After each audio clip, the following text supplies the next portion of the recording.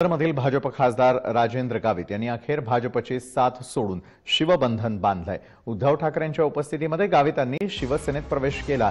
यावेळी श्रीनिवास वनगाही उपस्थित होते। लोकसभा निवडणूक न लढवण्याचा निर्णय यावेळी वनगांनी जाहीर केला।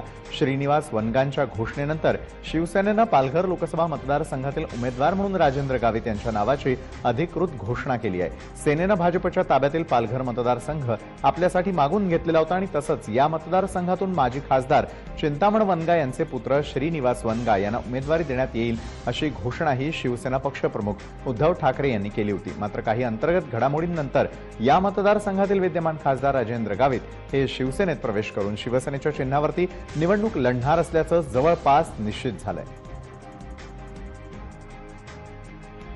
युती आमची झालेली आहे। मग आणखीन इकडे तिकडे कुठेतरी कोणतरी शोधत बसण्यापेक्षा गावित साहेब तिकडे काम करतायत, चांगलं काम करतायत। खासदार म्हणून जवळपास 8-10 महिन्याचा अनुभव गावित साहेब आपल्या पाठीशी आहे। मग आम्ही सगळ्यांनी मिळून हा निर्णय घेतला की युती चांगली झालेलीच आहे, ती अधिक घट्ट होण्यासाठी जागेसकट उमेदवार, मला वाटतं अशी युती आपल्या देशामध्ये पहिल्यांदाच झाली असेल की जागाही घ्या आणि उमेदवारी घ्या। तर आम्ही गावित साहेबांची उमेदवारी मी तिकडनं जाहीर करतो आहे। परवा साताऱ्यामध्ये नरेंद्र पाटलांची उमेदवारी मी जाहीर केले। आज गावित साहेबांची उमेदवारी मी पालघरमधनं जाहीर करतोय। आता आमच्या 23च्या 23 जागा शिवसेनेच्या उमेदवाऱ्या जाहीर झालेल्या आहेत। गेल्या पोटनिवडणुकीमध्ये मी प्रचारामध्ये हे जाहीरपणे सांगितलं होतं की श्रीनिवासला मला संसदेत पाठवायचं आहे। तो माझा शब्द आजही कायम आहे। दरम्यानच्या काळामध्ये श्रीनिवासनी सुद्धा मतदारसंघाचा आढावा घेतला। श्रीनिवास काम तिकडे करतो आहे, फिरतो आहे।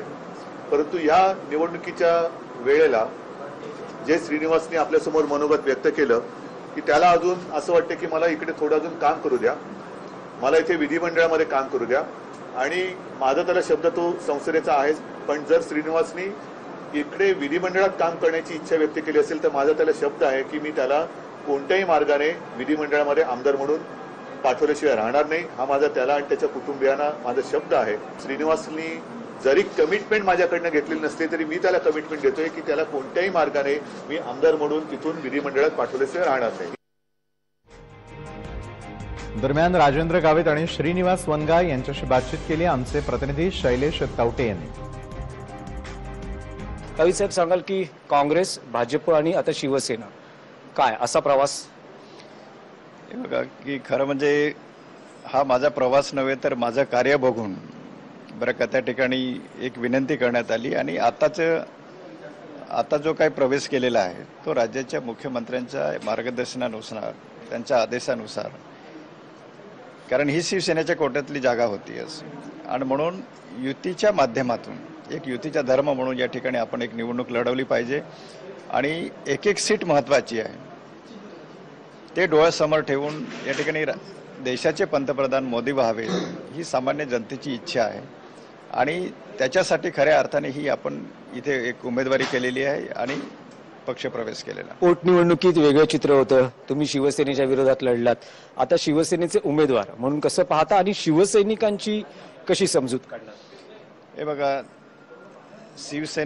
शिवसेनेचे कार्यकर्ते आणि भारतीय जनता पार्टीचे कार्यकर्ते एका वर्षापूर्वी जरी वेगवेगळे लढलेले असल्यास थोडीशी कटुता जरी जरूर असली, परंतु आता दोन्ही नेत्यांनी म्हणजे मुख्यमंत्री आणि पक्षप्रमुख उद्धव ठाकरे साहेबांनी जो काही निर्णय घेतलेला आहे आणि दोन्ही पक्षाचे कार्यकर्ते हे या आदेश पाळणारे आहेत, आदेश मोडणारे नाहीत। निर्णयाकडे स्वतः श्रीनिवास वनगा कसे पाहतात? कारण इथून ते खासदार होण्यासाठी इच्छुक होते किंवा तसा शब्द होता, पण आता उद्धव ठाकरेंनी समजूत काढलेली आहे, त्यांची प्रतिक्रिया?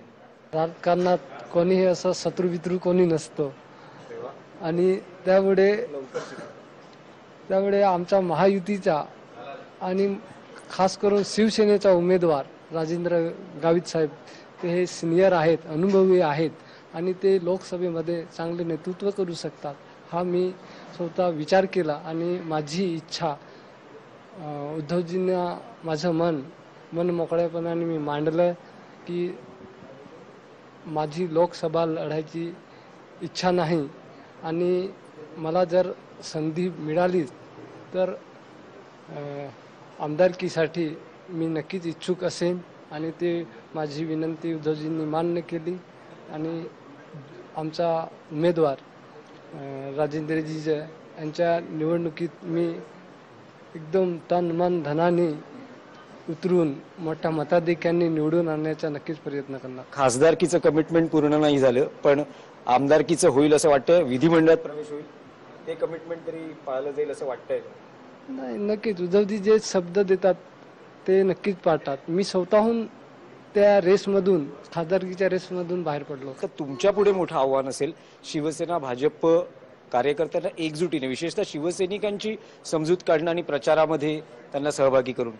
नाही, माझं वाटतं शिवसेनेचा पक्षप्रमुख जो आदेश देतात कार्यकर्त्यांना आणि आदेशाचे पालन करणारे सर्व आमचे कार्यकर्ते आहेत. पालघरमध्ये जी पोटनिवडणूक झाली सन्मान्य गावितसाहेब आणि श्रीनिवास वनगामध्ये, आता दोन्ही पक्ष एकत्र आल्यामुळे सन्मान्य उद्धवसाहेब असतील, मुख्यमंत्री असतील, दोघांच्या आदेशाप्रमाणे आम्ही सर्व पदाधिकारी, पालघरचे सर्व पदाधिकारी, शिवसेना बीजेपीचे एकत्र येऊन गावितांचा विजय करणार. रवींद्र फाटकांनी नेमकं हे सगळं कसं घडवून आणलं?